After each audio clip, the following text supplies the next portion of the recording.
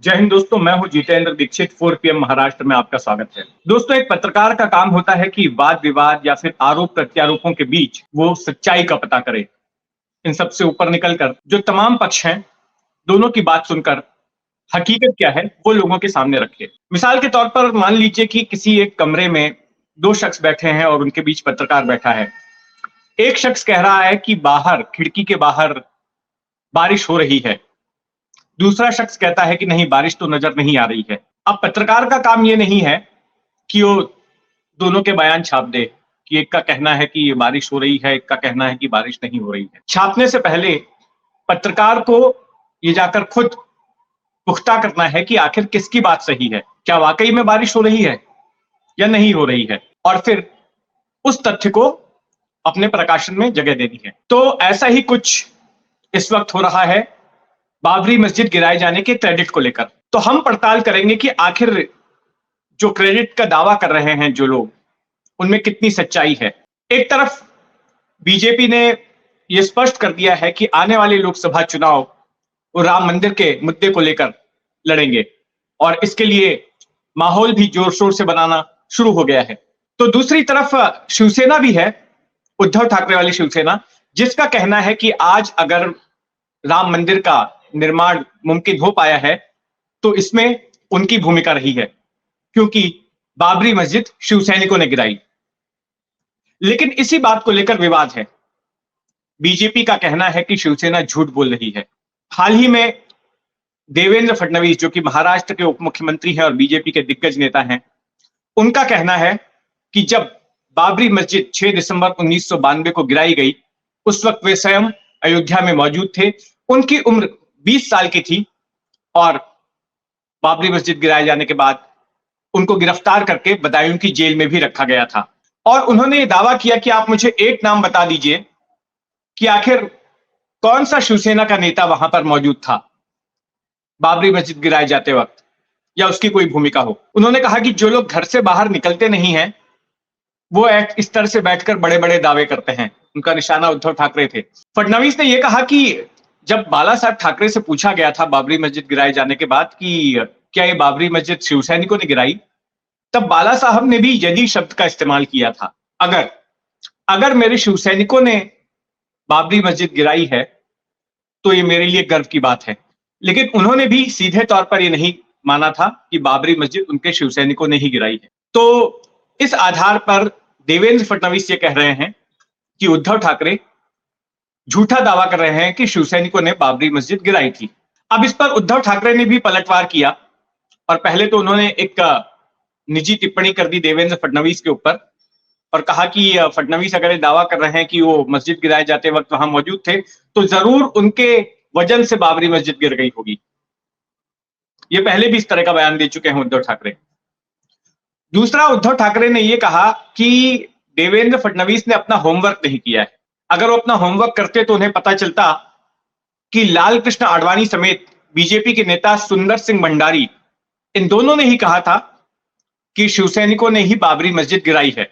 ऐसे में बिना होमवर्क किए देवेंद्र फडणवीस झूठा क्रेडिट ले रहे हैं, जबकि बाबरी मस्जिद को गिराए जाने में शिवसेना की भूमिका रही है। तो अच्छा, हकीकत क्या है? एक तरफ बीजेपी का दावा है, दूसरी तरफ शिवसेना का दावा है। हकीकत क्या है?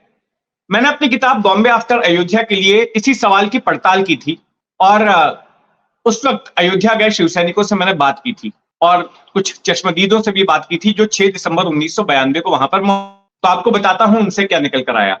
देखिए, 2 जत्थे महाराष्ट्र से कार सेवा के लिए गए थे अयोध्या। एक जत्था मनोहर जोशी की अगुवाई में निकला था, दूसरा जत्था मुंबई के पूर्व महापौर नंदू साटम की अगुवाई में निकला था। नंदू साटम के साथ में मुंबई के 70 नगर सेवक, पार्षदों को मुंबई में नगर सेवक कहा जाता है, 70 नगर सेवकों का जत्था निकला था एक ट्रेन के जरिए।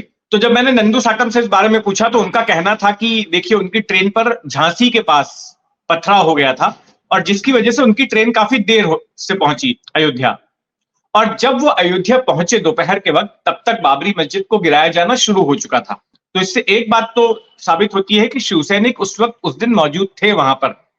हालांकि बाबरी मस्जिद गिराए जाते वक्त उनकी क्या भूमिका थी, ये इससे स्पष्ट नहीं होती कि उन्होंने कुछ किया वहां। अच्छा, जो दूसरा जत्था था मनोहर जोशी का, वो अगले दिन पहुंचा, ऐसा नंदू साटम बताते हैं, वो भी उस वक्त नहीं पहुंच पाए थे। अच्छा, इन दोनों जत्थों के अलावा शिवसेना की अपनी भी इकाई थी उत्तर प्रदेश में, और उत्तर प्रदेश के शिवसैनिक भी वहां पर पहुंचे थे। और इस बात की तस्दीक खुद बीजेपी के प्रवक्ता प्रेम शुक्ला करते हैं। प्रेम शुक्ला पहले पत्रकार थे, फिर दोपहर का सामना जो शिवसेना का के मुखपत्र है, सामना का हिंदी संस्करण है, उसके कार्यकारी संपादक हुए, और फिर बाद में उन्होंने बीजेपी ज्वाइन कर ली, बीजेपी के प्रवक्ता बन गए। तो प्रेम शुक्ला से जब मैंने बात की तो उन्होंने बताया कि 6 दिसंबर 1992 को वे बतौर पत्रकार अयोध्या में मौजूद थे, और उन्होंने देखा कि वहां पर शिवसैनिक मौजूद थे। महाराष्ट्र के भी एक शिवसेना के नेता वहां पर थे, और पवन पांडे जो उत्तर प्रदेश शिवसेना के प्रमुख थे, अध्यक्ष थे, वे भी वहां पर मौजूद थे, लेकिन उन्होंने मस्जिद गिराते वक्त पवन पांडे को नहीं देखा। यह अलग बात है कि जब मस्जिद गिर गई तो उसके बाद जो मीर बांकी का शिलालेख था, उसको साथ लेकर पवन पांडे ने अपनी तस्वीर जरूर खिंचा ली थी, यह साबित करने के लिए। और इसी आधार पर बाला साहब ठाकरे ये दावा करते हैं कि अगर मेरे शिवसैनिकों ने मस्जिद गिराई है तो मुझे गर्व है। दूसरी ओर उद्धव ठाकरे ने फडणवीस को यह भी कहा कि आरोपियों की लिस्ट देख ले, उसमें कितने शिवसैनिक हैं। शिवसैनिकों की भूमिका थी, तभी उनको इस मामले में आरोपी बनाया गया। उन्होंने कहा कि वे खुद सीबीआई की अदालत में हाजिर हो चुके हैं। एक बार शिवसेना के दिवंगत प्रमुख बाला साहब ठाकरे भी लखनऊ जा चुके हैं मुकदमे की सुनवाई के दौरान। तो यह दावा गलत है कि बाबरी मस्जिद गिराए जाते वक्त शिवसेना की कोई भूमिका नहीं थी। शिवसैनिक वहां पर थे, उपस्थित थे। यह अलग बात है कि जब बीजेपी के तमाम नेताओं ने अपनी जिम्मेदारी से हाथ झटक लिया तो उस वक्त मौके पर चौका बाला साहब ठाकरे ने मारा और जिम्मेदारी एक तरह से ले ली, वो भी पूरी पूरी नहीं। उन्होंने अगर शब्द लगाया सेफर साइड के लिए कि अगर यदि मेरे शिवसैनिकों ने मस्जिद गिराई है तो। हालांकि देवेंद्र फडणवीस का कहना है कि उस वक्त बीजेपी ने क्रेडिट इसलिए नहीं लिया क्योंकि उनको ऐसे निर्देश दिए गए थे कि क्रेडिट किसी संगठन को नहीं लेना है, कार सेवकों को ही क्रेडिट देना है, और इसलिए अनुशासन में रहते हुए कोई क्रेडिट नहीं लिया गया था। तो ये वो सच्चाई है जो मैंने अपनी किताब के जरिए जुटाई थी, अपनी किताब पर काम करते वक्त जुटाई थी, और बहरहाल आरोप प्रत्यारोप का सिलसिला जारी रहेगा। उद्धव ठाकरे को निमंत्रण भेजा जा चुका है, ऐसा राम मंदिर न्यास की ओर से बताया गया, लेकिन अभी इस बात पर सस्पेंस है कि 22 जनवरी को वो उद्घाटन समारोह में हाजिर रहेंगे या नहीं रहेंगे। तो इस जैसे तमाम सियासी किस्सों के लिए जुड़े रहें 4 PM महाराष्ट्र के साथ में, और ये कहानी आपको कैसी लगी कमेंट बॉक्स में जरूर लिखिएगा। जय हिंद।